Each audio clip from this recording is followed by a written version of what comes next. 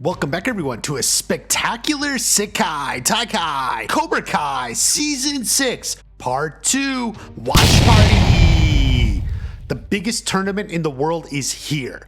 Cobra Kai rose from the dead, being led by an escaped felon with a girl in mourning as their team captain. Miyagi-Do is determined to stop Cobra Kai, win it all, and spread Mr. Miyagi's teachings to the world. Now, not to get preachy, but Miyagi's teachings alone aren't enough to change the world. Daniel had them and still went off track on more than a few occasions. But still, it's a worthy goal to aspire to. But much to the surprise of everyone, Cobra Kai isn't the only serious competition in this tournament. Other dojos, serious, tough, badass dojos, are also looking to win. They're as determined as anyone else to capture it all. With so many top dojos from around the world, it makes sense to take a quick survey of them all and narrow down who are the biggest threats as a sort of Sekai Taikai preview. Obviously, up front we have Miyagi-Do. They have a super strong front, being led by Robbie, Sam, Miguel, and Hawk as a powerful fourth.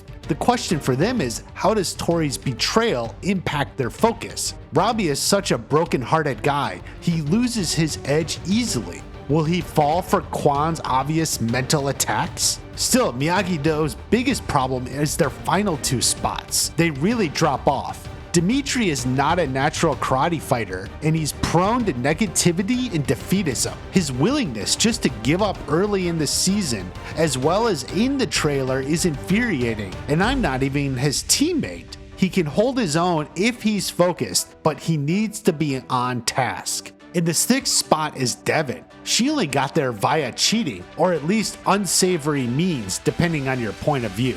She will likely be outmatched at the tournament and could be their weakest link. We know from the trailer Kenny substitutes in at some point. He has speed that no one else will be able to match. Plus, it would be darn cool if Kenny wins a round with a well-timed silver bullet. Use everything you know. Cobra Kai has Tori, but she's very distracted. It's obvious she's not over the death of her mom. That will be her greatest obstacle. We already know she gets trashed by Zara early on. I do think Kreese will have a training plan to snap her back into focus and put her on the top tier. But then Cobra Kai also has Yoon and Kwan. Yoon is no joke. He was already Cobra Kai's top student and had the respect of both Grandmaster Kim Sun-young as well as Kim Da-Eun. He is powerful enough to challenge anyone in the tournament. Kwan is the wild card. He has the skill to surpass them all, and his chaotic nature makes him hard to fight against. You cannot predict the attacks of a madman. That gives him a distinct advantage over everyone else. Now, the Iron Dragons, under the leadership of Sensei Wolf, are the other massive force in this tournament. Reports have said they are from China, but you can see from the back of the gi is not a Chinese flag. That is the Hong Kong flag. For over half a century, Hong Kong has competed in international events independently as Hong Kong, China, and that appears what they are competing for here. Obviously, Axel and Zara are not Chinese nor from Hong Kong, so they have an international team. The strength of the Iron Dragons is with those captains. I already explained how I think they were specifically recruited by Terry Silver to piece together the ultimate unstoppable dojo. If you haven't seen that video, be sure to check it out. Terry Silver does not go away for long. Either way, those two are fucking serious and out to win. Axel makes mincemeat of both Yoon and Kwan in an early round. Zara is just as tough on Tori. It's gonna be tough for anyone to stand a chance against those two. The trailer gives us a brief glimpse of Robbie getting pounded by Axel. Not good for the Miyagi-Do captain. And if Sam gets pounded by him as well, that's gonna cause problems of a different sort. Now the biggest question is if these two have any weaknesses to exploit. Considering most of their dojo walked off the mat before the match, it would tend to indicate no. Perhaps if there's a competition where you can gang up on them, but then Kwan and Yoon didn't fare so well as a double team. The trailer shows them in an insane elimination match with the West End Warriors, and they knocked those bitches clear off the mat. It's a shame it's not like the pit from Mortal Kombat. Okay, well, it doesn't have to be deadly straight up, but yeah, you get the point. They mean business. I think if they're going to be defeated, it's going to be through straight up skill. Robbie has it in him. He just needs the motivation to persevere and triumph. It is possible. We'll see. Now there are several other dojos, and we have confirmation that at least one and some others will also be formidable competition in the Sekai Taikai. First off, there's the Dublin Thunder. Obviously, they're from Ireland. Now apparently costume designer Frank Helmer doesn't like the Irish very much because he gave them the absolute ugliest geese in the tournament.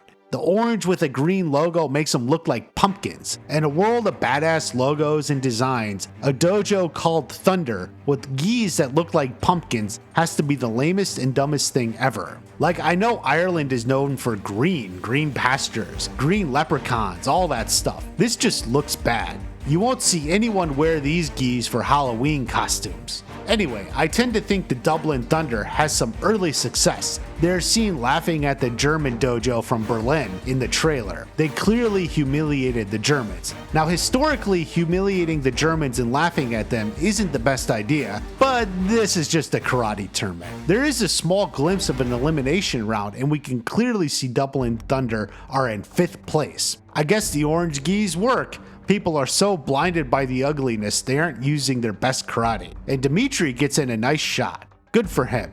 Now another top dojo is Furia de Pantera, which I believe translates to Panther's Fury. They appear to be the home team here from Spain. They look tough. They got a wild looking male captain with crazy hair. You can see him pounding away on one guy here. He probably made fun of the hair.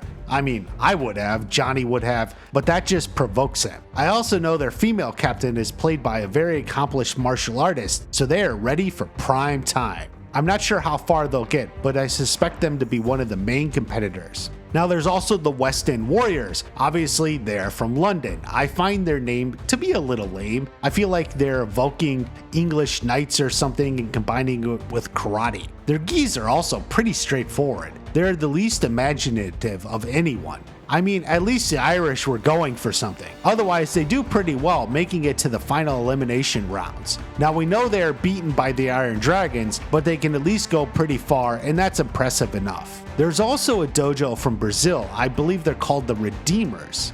I suppose they are from Rio or thereabouts. It's worth noting John Hurwitz said they were considering setting the whole tournament in Rio, but unfortunately due to logistics and security, it was decided to set the tournament in Barcelona instead. But still, there's a huge Cobra Kai fan base in Brazil, and you can be certain the Brazilian team will make a strong showing. We can see them in an early match with Miyagi-Do, although there's no certainty on how that one will play out.